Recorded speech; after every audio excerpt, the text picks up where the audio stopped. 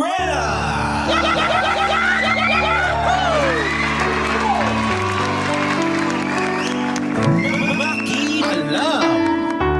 Makialam! Agoy! Agoy! Agoy! Agoy! 91.5 Win Radio. Halo, halo. Halo kay Ube, mga marikoy-parikoy, mga kapitbahay, mga certified ka-winner, certified pakialamero at pakialamera.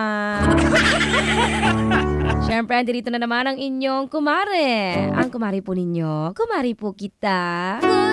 Agoy. Agoy. Agoy kalami. Apaday, that's me. Always at your service. Always willing na willing. Makialam! Makialam at dumamay sa mga kapitbahay natin may pinagdaraanan sa buhay. Pwede pa rin ang makialam with Maki Rena. Makialam na mga kapitbahay. Sa ating kapitbahay na dadamayan ngayon sa kanyang pinagdaraanan sa buhay. Makialam! Nakialam na kayo sa ating comment section. Naka-up na po ang story natin sa ating FB page, 91.5 Win Radio Manila Facebook page. Follow nyo lang yan. Tapos makikita nyo na ang ating story ang dadamayan ngayon at papakialaman. Ang istorya ni Zelvia. Yes, Zelvia. Sylvia ng Taguig City. Ano kaya problema ni Sylvia? Mukhang may ipapakalat si Sylvia. Diyos ko, baka mag-viral. Pasend ng link, please. Si Sylvia ng Taguig City. Sige nga, ano bang istorya nito ni Sylvia? Diyos ko. Pakibasa na mga kapitbahay. Nandiyan po sa ating FB page. Basahin ninyo ha. Buo yung storya na yan. Tapos, kung meron kayong talak hanash kuda, ayan, i-comment nyo na sa ating comment section. Diyan kayo makikialam. Makialam kayo sa comment section habang ang mari ninyo ay tatalak hanash kuda. On air naman. Babasahin ng storya on air. At tatalak hanash kuda on air din. Sabayang pagtalak hanash kuda. Okay? Kung handa na kayo, mas handa na ako. Tayo na at pakinggan at makialam sa problema at pinagdaraanan ni Sylvia ng Taguig. Makialam! Makialam! Agoy! Agoy! Maring Maki Rena. Ako po si Sylvia. Iniwan na po ako ng kinakasama ko ngayon, Maring Maki. At sumama na po siya sa ibang babae. Agoy! Agoy! Ang hindi ko matanggap, isa sa mga dahilan niya kung bakit siya naghanap ng iba, dahil daw wala na siyang gana at hindi na niya nakukuha ang sarap na gusto niya sa akin. Agoy! Agoy! Sabi pa ng mga marites sa amin, mas bata at sariwa raw ang babae na pinalit niya sa akin, Maring Maki. Hindi ko matanggap, Mare. Ang akala ko kasi noon, hindi niya magagawang iwanan ako. Sumagi na nga sa isip ko na ikalat na ang mga sexy videos namin para lang mapahiya at maiskandalo siya at iwanan siya ng babae niya para tabla-tabla na, di ba? Huwag niyo po sana akong i-judge. Nagmamahal lang po ako at nasasaktan. Sylvia ng Taguig. Makialam! Makialam! Agoy! Agoy! Sa tingin mo matalinong plano yan, Marikoy? Ang tali-talino mo dyan. O sige, ikakalat mo yung mga videos na yan. Hindi lang naman kasiraan ng isa yan, di ba? Damay ka dyan. O willing kang masira ang pagkatao mo para lang sa lalaking sinaktan ka lang? Para lang makaganti ka? Pag-isipan mo nga mabuti, nakakaloka ka.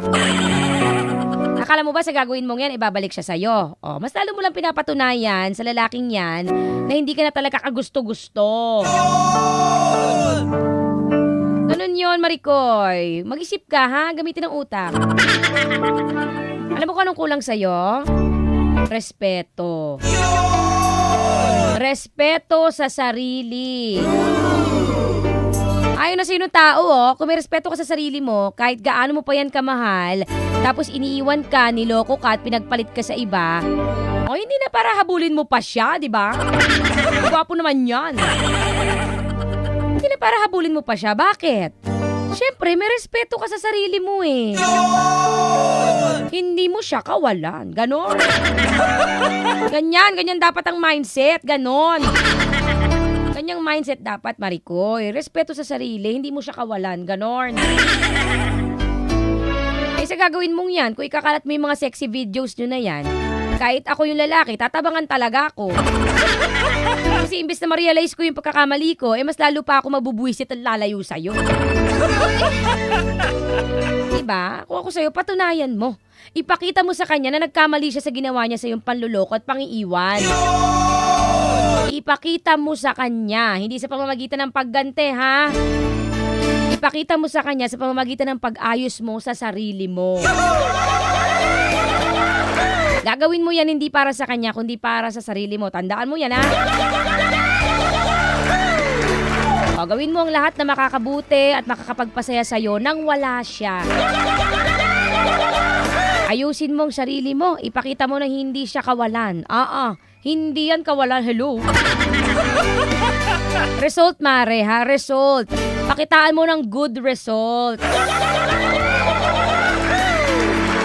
Ngayon, kung may ma-realize man siya sa dulo, for sure, pag dumating yung pagkakataon na yun, naka-move on ka na at hindi na siya ang gusto mo. Diba? Ganun yun. Pataasin mo pa ng pataasin yung value mo sa sarili mo. O yung pagpapahalaga sa sarili mo. Diba? Nang sa gayon, soon, maka-attract ka rin ng taong tama at karapat-dapat para sa'yo. Yung kaya ka ring pahalagahan hanggang dulo. O, diba? Hindi mo na kailangan magpakalat pa ng video. Buray mo na nga yan. Umay. Buray mo na yan. But first, send link. Charing gola. Buray mo na yan, ha. Hindi maganda yan. Hindi maganda. Pangit. Hindi nakakataas ng value. Okay, Maring Sylvia. Ayusin mo mga desisyon mo sa buhay, nakakaloka ka. Huwag mong sirain ang pagkatao mo para lang dyan sa lalaking yan na napakababaw lang naman ang kaligayahan sa mundo. Bembang lang ng bembang. Ay lang, matadamay ko sa iyo, Maring Sylvia ng Taguig. Maraming salamat. Pinantulutan mo akong makialam sa iyong pinagdaraanan sa buhay. Ngayon ang ating mga kapitbahay naman ang tatalakanas kuda sa ating comment section. Makialam na sa ating comment section. Ngayon, kung ikaw naman ay merong pinagdaraanan din sa buhay, gusto mong aking pakialaman, abay willing naman ako. Makialam dyan. Mag-send ka lang ng storya mo, ha? Ayusin mo, ha? Ayusin mo yung paglalahad ng storya mo. Send mo lang yan sa ating FB page, 91.5 Win Radio Manila Facebook page. Pwede ka mag-message dyan. Or sa aking FB page, Maki Rena on Facebook. MAKIRENA.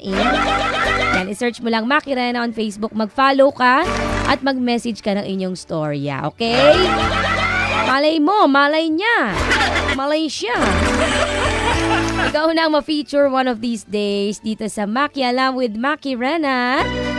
Maki Alam.